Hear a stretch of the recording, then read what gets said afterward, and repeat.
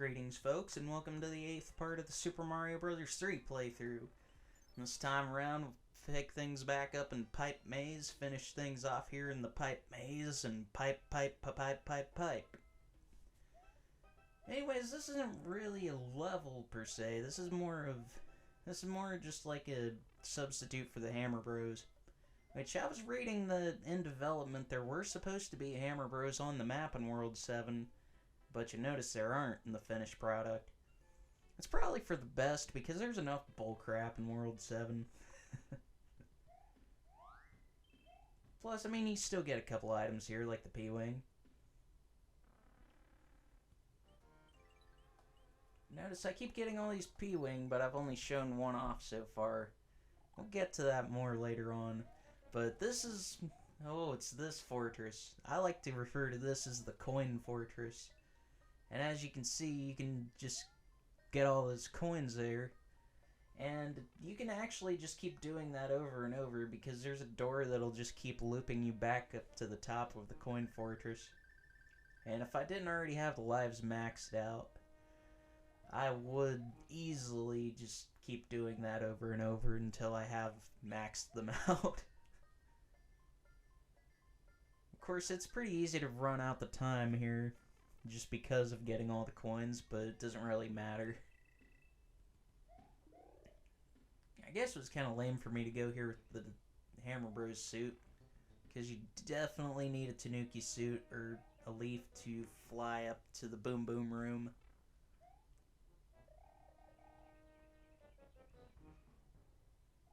But yeah, at least World 7 has this going for it. I really like this fortress. There it is. Now we take out Boom Boom again.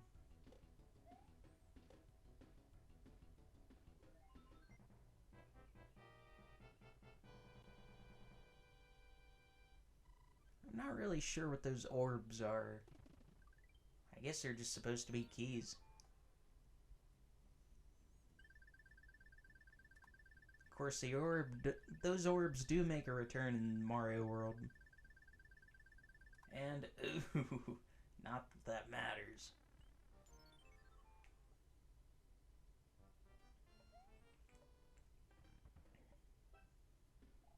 Ah, it's this level. This one, I feel about the same toward it as I do 7-1. I'm just kind of meh about it.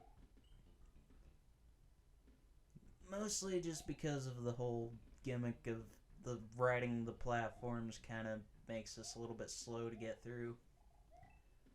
Which, if I was thinking about it at the time, I probably could have just used a P-Wing. But I'm not going to use those on every single level. That just seems kind of unfair.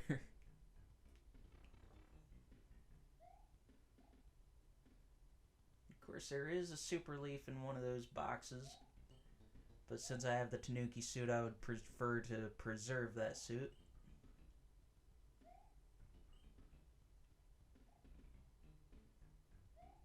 It's a shame, I don't think I've even shown it off yet that you can turn into a statue with the Tanooki suit if you hold down and jump at the same time. There it is, yeah! I do show it off for a split second. But yeah, Mario will turn into an invincible statue for a handful of seconds.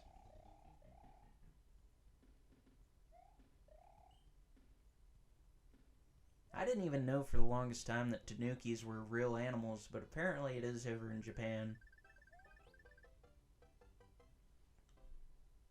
It's almost like a crossover between a cat and a raccoon, kinda. From what I understand, anyway.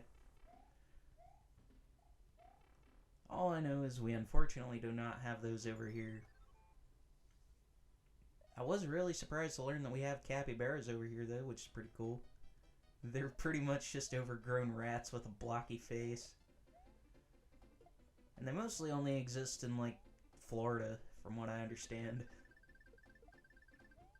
But at least we still have them, because they seem like they're pretty cool.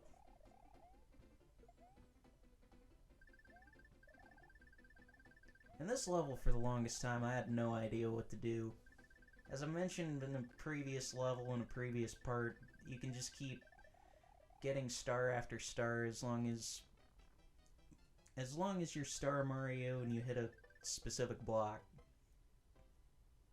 But if you don't hit it in time, it'll just be a coin and you're screwed. You definitely don't want to be screwed here in 7-7. Oh boy, 7-8. I would say this is probably my least favorite level in the entirety of the game.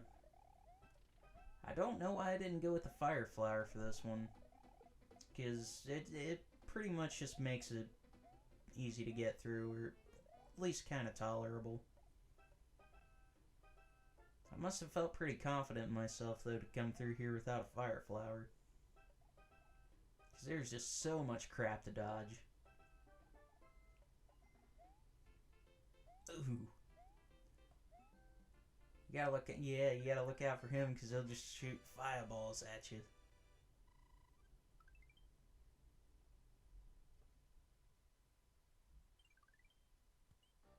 Another one of those card things, but by this point I don't even bother. Although it does look like I have a row of free, so do I bother? Because at this point it's been like, at the time of recording the commentary, it's been at least a month since I recorded this gameplay.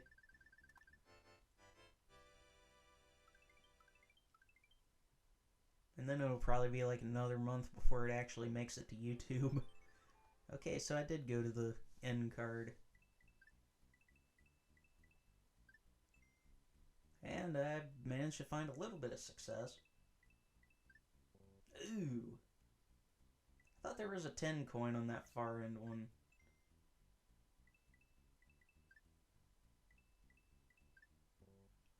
Ooh, nope. 7-9 though. Good old 7-9er. This one ain't really all that bad. It does keep in line with the whole maze thing. Of course, you got some of those ice blocks and some flying Goombas. Some regular Goombas.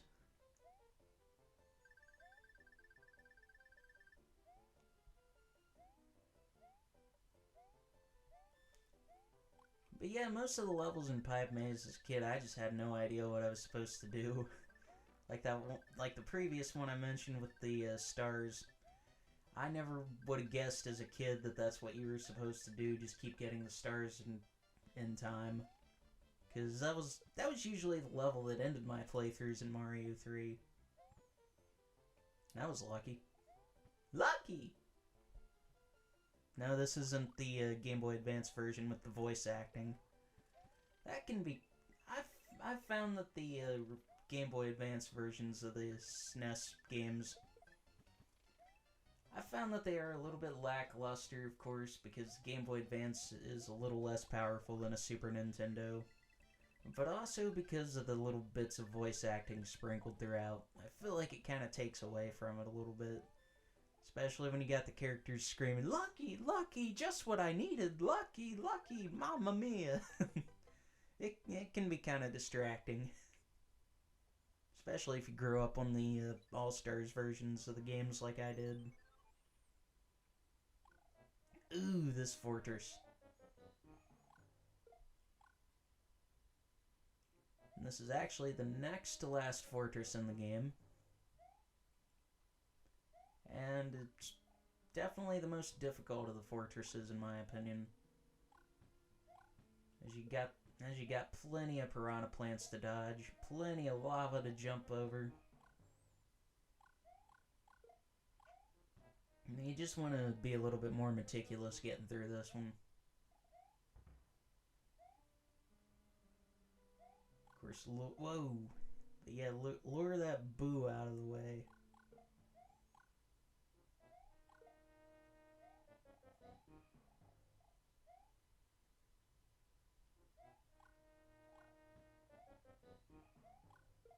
But yeah,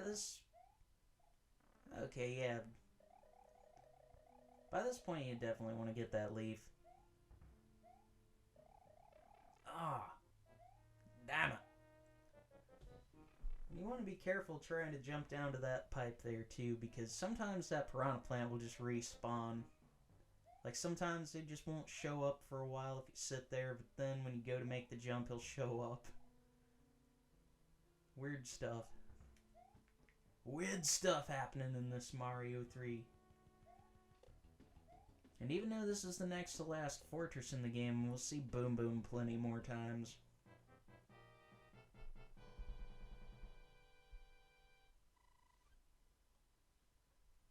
I don't even stick around to ponder that orb. What is wrong with me? That's another one of these. Whoa, where you gotta dodge those Pac-Men.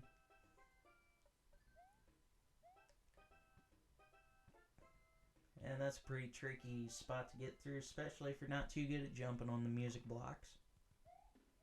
And it wasn't even really worth it because it's just a super mushroom. But I guess it would be worth it if you don't have any items. Yoshi? Whip-boo! Whip-boo! Wow, wow, wow, wow, wow, wow, wow.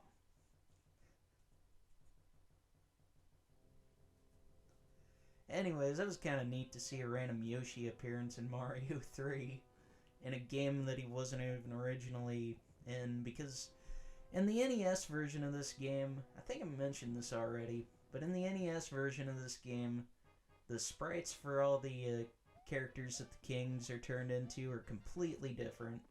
Like, there's no Donkey Kong Jr., no Yoshi, no dinosaur-looking thing from Chocolate Island.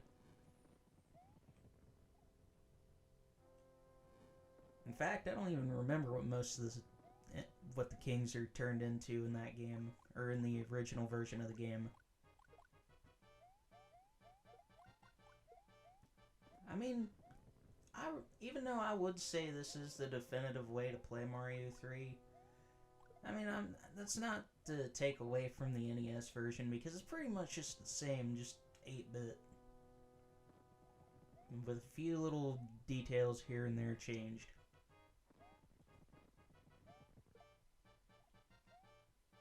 And you gotta give the game mad props, too, for pretty much keeping the NES alive for a few more years, even after the Super Nintendo was released. Ah, yeah, some of these jumps are kind of tricky to deal with. Of course, most of them I don't even bother to touch those gray platforms.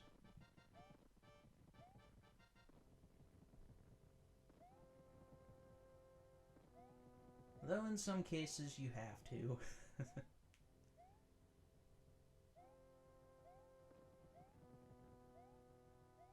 Of course, look at me just trying to outrun the screen. I'm ready to get it on! Whoa! Maybe not. That is Ludwig von Koopa, named after Ludwig von Beethoven, of course. But he's Ludwig von Not a Problem. And that'll do it for World 7.